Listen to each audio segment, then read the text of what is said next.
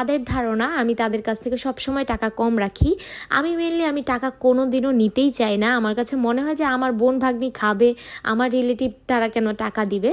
কিন্তু আসলে আমার বোন সবসময় বলে অন্তত খরচটা রাখো। দুলাভাই খুব রাগ করে যে আমি কেন রাখি না। তো এই কারণে মূলত তারা আমাকে সেটা সবসময় বলে যে এটা তোমার বিজনেস, সবসময় যদি এরকম ছাড় দিয়ে চলো তাহলে কিভাবে হবে। আমরা যদি বাইরে থেকে কিনে খেতাম তাহলে তো ঠিকই টাকা দিয়ে কিনে খেতাম, তো তোমাকে কেন কম দিব, তাদের এরকম একটা ধারণা আর কি। তো যাই হোক, পরবর্তীতে আমি এই ঘটনাটা শুনে হাসতে হাসতে শেষ। আর পরবর্তীতে আমি আমার দুলাভাইকে ফোন দিয়েও বলি যে জান্নাতুলের খালামণি কী অবস্থা আপনার। মানে আমার কাছে ব্যাপারটা অনেক বেশি হাস্যকর, আবার অনেক বেশি অবাকও করে দিয়েছে ব্যাপারটা আমাকে, যে এরকমটাও তারা করতে পারলো অবশেষে আমার সাথে। তো যাই হোক, আজকে এই কেকটা আপনাদের কাছে কেমন লেগেছে, আর আমার এই কথাগুলো আপনাদের যদি ভালো লেগে থাকে, একটুও মজা পেয়ে থাকেন, তাহলে কিন্তু অবশ্যই লাইক কমেন্ট করে জানাতে ভুলবেন না।